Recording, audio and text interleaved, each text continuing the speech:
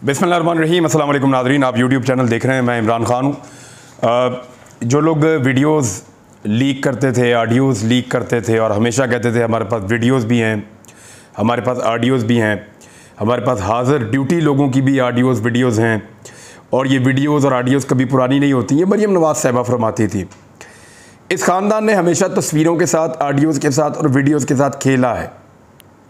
बेनज़ीर भुट्टो साहिबा की चाहे जाली तस्वीरें बनवाई हों, यही जमाइमा के साथ किया हो, यही बाकी लोगों के साथ इन्होंने जुल्म किया और उसके बाद अभी तक ये फ़ोटोशॉप और इस तरह के काम करते हैं। जाली ऑडियोज़ भी बनाते हैं, जैसा कि साबिक चीफ़ जस्टिस साकिब निसार साहब की इन्होंने एक ऑडियो बनाई, उसका अमेरिका में फ़ोरेंसिक करवाया 2 नंबर तरीके से और फिर वो साबित हो गई कि वो झूठी है और फिर उसके बाद शर्मिंदा भी नहीं हुए। फिर जज राणा शमीम साहब वाला मामला भी उसके बाद इन्होंने उठाया। लेकिन जो सबकी ऑडियोज़ और वीडियोज़ लेकर आते थे, उनकी ऑडियोज़ और वीडियोज़ का एक बहुत बड़ा पुलंदा आ गया है। इस वीलॉग में मैं आपको बताऊंगा कि उनमें कौन कौन सी ऐसी चीज़ें हैं जो अभी तक मंजर आम पर नहीं आई। मेरा एक सोर्स है, नाम ना बताने की शर्त पे और राजदारी रखने की शर्त पे उसने मेरे साथ कुछ चीज़ें शेयर की हैं। अब ये मैं जो चीज़ आपको बता रहा हूँ, ये मुबैना तौर पे है जो मुझे बताई गई है। मैं आपके साथ शेयर कर देता हूँ। हो सकता है ये तमाम चीज़ें अगले चंद घंटों में या अगले चंद दिनों में मंजर आम पे आ जाएं और हो सकता है कि इनको होल्ड कर लिया जाए, क्योंकि ये जो एक सिक्योरिटी ब्रीच हुआ है ना बहुत बड़ा, ये बड़ा खौफनाक काम हुआ है। अगर तो देखिए इसको सिक्योरिटी ब्रीच के तौर पे लिया जाए कि वज़ीर आज़म हाउस और वज़ीर आज़म और उनसे रिलेटेड लोगों का एक डाटा लीक हो रहा है। अगर तो वो डाटा लीक हो रहा है तो वो तो फिर इंडिया को भी मिल रहा होगा, अमेरिका को भी मिल रहा होगा। यानी अगर ये इस तरह आपके इंटरनेट के ऊपर अवेलेबल है, टीवी चैनल्स उसको चला रहे हैं, हर तरफ इस तरह की कॉल्स जो हैं वो सर्कुलेट कर रही हैं, तो ऐसी सूरत हाल में यही सारा डाटा मुमकिन तौर पे हमारे दुश्मनों के हाथ भी लग सकता है। अब यहाँ पे मखसूस बातें हैं जो सामने लाई गई हैं, जो बाकी बातें हैं वो कहाँ हैं? वहाँ पे तो और बहुत सारी बातें होती हैं। तो मैं कल से कुछ लोगों से रब्ते कर रहा था, मुझे एक साहब ने कुछ इन्फॉर्मेशन दी है, मैं आपके साथ शेयर कर देता हूँ और सीगा राज में हम रखेंगे उनका नाम भी और सिर्फ चीज़ें मैं चीदा आपको बता देता हूँ। एक तो अगर ये एक बहुत बड़ा सिक्योरिटी ब्रीच है तो याद रखिएगा ये पाकिस्तान का एक बहुत बड़ा इंटेलिजेंस फेलियर है, स्पेशली इंटेलिजेंस ब्यूरो का जो इसके लिए रिस्पॉन्सिबल है और वो वज़ीर आज़म पाकिस्तान के अंडर काम करती है। आईबी जो है वो आजकल हमारा डाटा इकट्ठा करती फिरती है, हमें हमारी कॉलिंग टेप करती फिरती है, सहाफ़ियों की, सियासतदानों की, उनके पीछे भाग दौड़ कर रही है। लेकिन फिर ये ब्रीच कैसे हुआ? ये सिक्योरिटी के अंदर जो है वो एक नकब कैसे लगी कि ये सारी चीज़ें बाहर आ गई? अब ये इतनी चीज़ें तो बाहर नहीं आई, इसके अंदर बहुत सारी हसास चीज़ें हैं जो बाहर आ गई हैं। तो ये एक बहुत बड़ा सिक्योरिटी का फेलियर है और जो लोग इसमें मुलव्वस हैं या जो लोग इसके लिए ज़िम्मेदार हैं, कम से कम उनको अकाउंटेबल किया जाए। और दुनिया के किसी भी मुल्क में ऐसा होता तो जो आला इंटेलिजेंस के लोग थे उनमें बहुत सारे लोग इस्तीफ़े दे चुके होते कि जनाब एक इतना बड़ा डाटा जो इतने जीबी का डाटा है और प्राइम मिनिस्टर से रिलेटेड है वो लीक हो गया है। ये बहुत बड़ी बात है, छोटी बात नहीं है। हमने इससे पहले भी कहा था कि जब कॉल्स लीक की गई थी डॉक्टर अरसलान खालिद की और मुबैना तौर पे साबिक खातून अव्वल की, तो उस वक्त भी कहा था कि ये करता कौन है। आज भी वही जानना चाहते हैं ये करता कौन है। तो जो भी ये करता है ना, एक बात याद रखिएगा, थोड़े दिन पहले पंजाब हाउस में इमरान खान साहब की एक मीटिंग हुई थी, वो मीटिंग भी बग्ड थी, वहाँ पे भी बग किया जा रहा था, वो मीटिंग बग्ड हो रही थी मेरी इन्फॉर्मेशन के मुताबिक। और मुझे पता चला है कि इमरान खान साहब को भी इस बात का पता था कि पंजाब हाउस जो है उसको बग किया जाता है और वहाँ से इन्फॉर्मेशन बाहर निकलती है। जितने भी आपके सरकारी दफातर हैं, अहम तरीन मकामात हैं, उनको बग किया जाता है और वहाँ से इन्फॉर्मेशन मखसूस लोग निकाल लेते हैं। वो लोगों की बातें सुनते रहते हैं, बाज़ औक़ात उनको देखते भी हैं खुफिया कैमरों के ज़रिए से। अब असल जो टेप्स हैं ना जो निकलनी चाहिए, देखिए पीटीआई की निकल आती हैं, पीएमएलएन की निकल आती हैं, पीपल्स पार्टी की निकल सकती हैं, फजलुर रहमान की निकल सकती हैं। लेकिन जो लोग ये टेपें करते हैं ना, जो टेपें बनाते हैं, अगर किसी दिन उनकी टेपें निकल आई ना कि वो क्या बातें कर रहे होते हैं, ताकतवर लोग हैं, मुल्क के बड़े बड़े फैसले करते हैं, तो जब वो बड़े बड़े फैसले करते हैं तो अगर वो टेपें किसी दिन बाहर आ गई ना तो आपको फिर पता चलेगा कि असल में मुल्क में होता क्या है और करता कौन है और फैसले कहाँ होते हैं। लेकिन फ़िलहाल टेपें जो हैं वो सियासतदानों की निकल रही है। अभी एक टेप में मरीम नवाज़ साहिबा फरमा रही हैं कि शहबाज शरीफ साहब को वो कह रही हैं कि बिजली महंगी करें, बिजली महंगी करने का कह रही हैं। बाहर जलसे में कहती हैं कि उफ़, सोशल मीडिया पे उफ़, जलसों में बिजली सस्ती करनी पड़ेगी, इमरान खान जिम्मेदार है। यानी जलसों में कुछ और, पब्लिक में कुछ और, सोशल मीडिया में कुछ और शहबाज शरीफ को टेलीफोन पे कोई और कहानी। यानी ऐसी मुनाफकत है। बाहर ये कहते हैं मीडिया आज़ाद है, वो जो चाहे खबर दे और जिस खबर को चाहे वो ना चलाए। और यहाँ पे इस ऑडियो में मरीम नवाज़ साहिबा कह रही हैं कि हम खबरें लगवाते भी हैं और खबरें रुकवाते भी हैं, और इसमें वो साहब जो हैं वो मेरी मदद करते हैं, बेटे की तरह मेरे साथ खड़ा हो जाता है। और दुनिया टीवी के बारे में ख़ास तौर पे गालिबन कुछ लोग कह रहे हैं ये अपने दामाद के बारे में बात कर रही हैं। ये वही दामाद है जिसको इंडिया से एक पावर प्लांट लेकर आना है। आधा पावर प्लांट वो कोई चक्कर चुक्कर चला के ले आया है, बाकी आधा पावर प्लांट जो है वो इंडिया में मौजूद है। अब क्योंकि दामाद सलामत, बादशाह सलामत नहीं, दामाद सलामत, तो दामाद सलामत को क्योंकि एक चाहिए पावर प्लांट, तो उनको पावर प्लांट फौरी तौर पे दिया जाए, ये बहुत ज़रूरी है। और पावर प्लांट उनको मुहैया करने के लिए दामाद आज़म को या दामाद सलामत को वो मरीम नवाज़ साहिबा दबाव डाल रही हैं हुकूमत वक्त पर। और ये कहा जा रहा है कि देखो ये पकड़े जाएंगे, हम ये 2 नंबर काम है तभी तो पकड़े जाएंगे, और रोला डल जाएगा। लिहाजा इसाक डार ऐसे काम करने में माहिर हैं, इस तरह के दाव वो बहुत अच्छे लगाते हैं, उनको आने दें, उनके खाते डालेंगे। उन्होंने मियाँ साहब की गाड़ी भी बड़े अच्छे तरीके से हैंडल कर ली थी, तो वो ये पावर प्लांट भी हैंडल कर लेंगे। तो इस मामले को इसाक डार के लिए छोड़ देते हैं। मियाँ साहब कहते हैं ठीक है, लेकिन साथ ही कहते हैं देखना वो हमारा दामाद है, सन इन लॉ है। तो ये तो जी दामादों की, बच्चों की, बेटियों की ख्वाहिशात पूरी हो रही हैं। एक और ऑडियो जिसमें इलेक्शन कमीशन ऑफ पाकिस्तान को मुबैना तौर पे बताया जा रहा है, उसके लिए एक मीटिंग की जा रही है कि जी फलां बंदे जो है वो लंदन से अप्रूवल लेके उनको उहदों से फारग कर दो और वहाँ पे इलेक्शन करवाए जाएं। यानी इलेक्शन कमीशन ऑफ पाकिस्तान को कैसे हैंडल करना है, किसको रखना है, किसको निकालना है असेंबली से, उसके बारे में प्लानिंग की जा रही है कि 2-2 4-4 करके इनको रोज़ाना फारिग करो। जब फारिग करोगे तो इनमें खलबली मच जाएगी, ये शहबाज शरीफ साहब कह रहे हैं।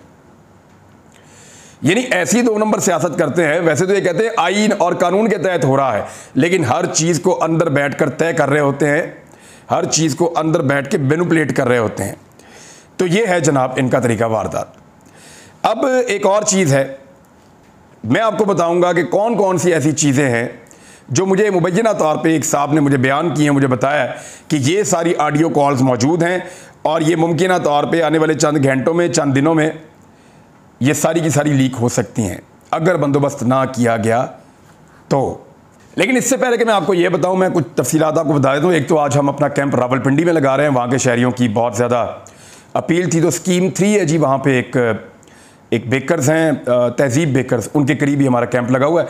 आज मैं वहाँ पे मौजूद रहूँगा रात 12-1 बजे तक, और कल हम चले जाएंगे पेशावर में कुछ सादा कपड़ों में लोग आए थे और उन्होंने कहा जी ये कैंप आप उखाड़ के यहाँ से ले जाएँ, आपकी सिक्योरिटी क्लियरेंस नहीं है। तो हमने उन्हें कहा जी हम क्यों उखाड़ के ले जाएं जो वहाँ लोग मौजूद थे। यहाँ पे तो पाक फ़ौज का कैंप भी लगा हुआ था, अल खिदमत वालों का भी लगा हुआ था, और बहुत सारी तंजीमों ने अपने यहाँ कैंप लगाए हुए थे। तो उन सब की सिक्योरिटी क्लियरेंस है और हमारी नहीं है। तो वो लोग ये कहकर चले गए कि जी आप इसको उखाड़ दें, आपकी सिक्योरिटी क्लियरेंस नहीं है, आपको बता दिया गया है। हमने इंतज़ामिया से रब्ता किया तो उन्होंने कहा जी आप इसको कहीं और ले जाएँ शुरू में। तो मैंने इस पर ट्वीट भी किया और DGISPR से मैंने ये सवाल भी पूछा कि क्या हम इंडिया से आए हैं या इसराइल से आए हैं जो हम वहाँ पे कैंप नहीं लगा सकते। पेशावर में हमारे हम वतन, हमें पेशावर के भाई बुला रहे हैं ना, वो कह रहे हैं इधर भी आओ कैंप लगाओ एक दिन, हम भी डोनेशन देना चाहते हैं। तो ठीक है, उनको हक है देने का और हमें हक है उसको लेकर लोगों तक पहुँचाने का। तो वहाँ पर जो है वो एक अजीब सौतेलों वाला सलूक है।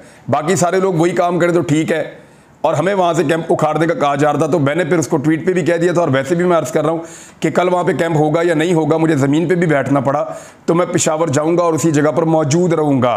सिक्योरिटी क्लियरेंस की पाकिस्तान के अंदर मुझे कहीं कोई ज़रूरत नहीं है। मेरा मुल्क है, जहाँ दिल करेगा मैं जाऊँगा, मुझे किसी किस्म की सिक्योरिटी क्लियरेंस नहीं करवानी है।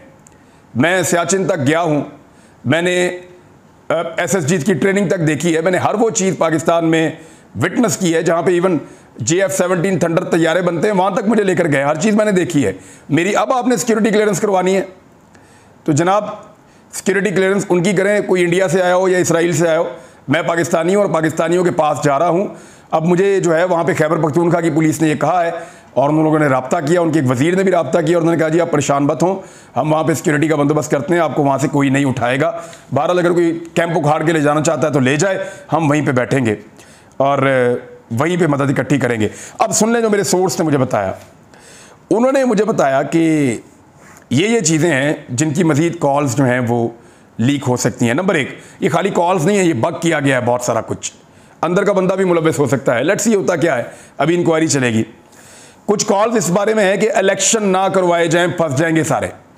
कुछ ऑडियोज ये हैं कि अगर इलेक्शन करवाए तो इमरान खान जीत जाएगा, बहुत बुरी हालत कर देगा, इलेक्शन में मत जाना। इसके बारे में बाकायदा डिस्कशन है।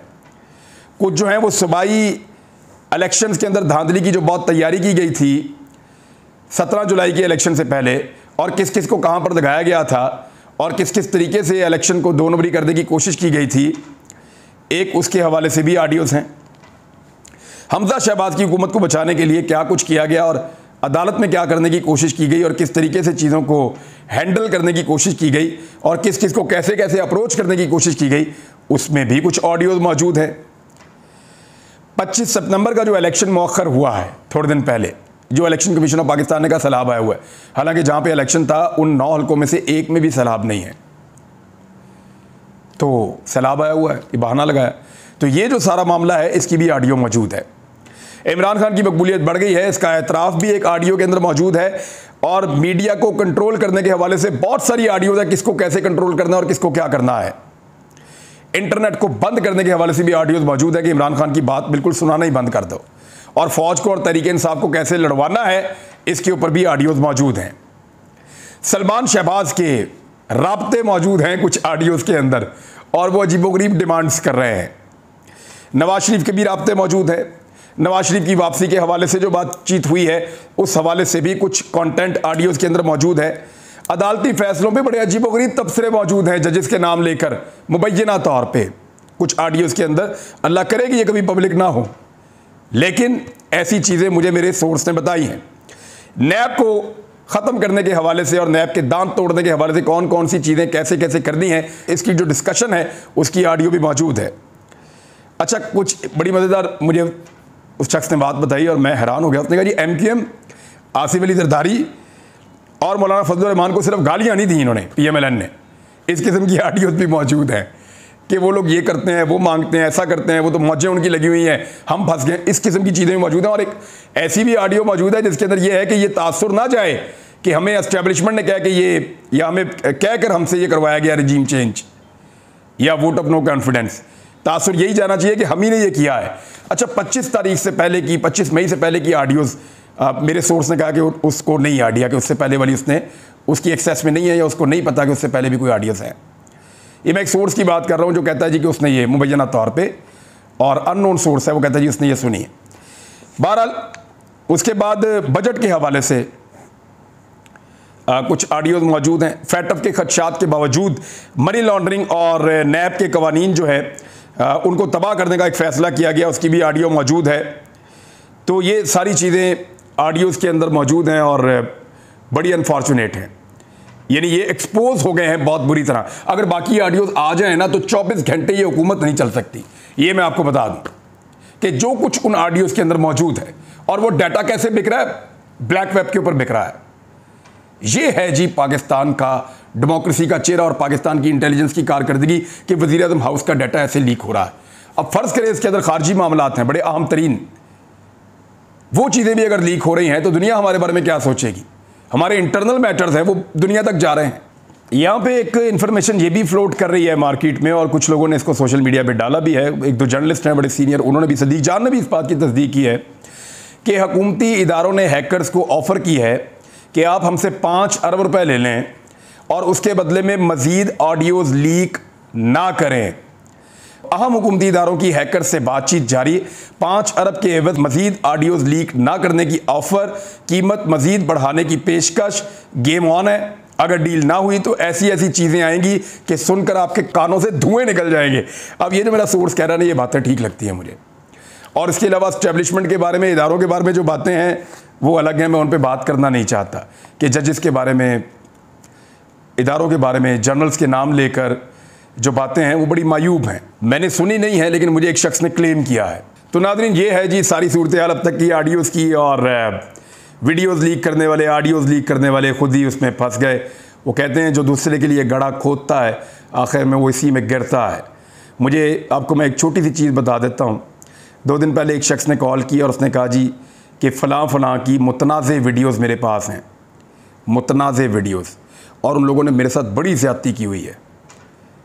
तो मैंने उस आदमी से ये जवाब दिया कि आप उनको डिलीट कर दें, क्योंकि किसी की निजी ज़िंदगी के अंदर ना जाएं। आप उनका पर्दा रखें, अल्लाह आपका पर्दा रखेगा। मैंने वो वीडियोज़ ऑडियोज़ के अंदर कोई दिलचस्पी ज़ाहिर नहीं की। बहरहाल सबका अपना अपना तरीक़ाकार है। अब तक लिए इतने, अपना ख्याल रखिएगा, अपने इस चैनल का भी। अल्लाह हाफ़िज़।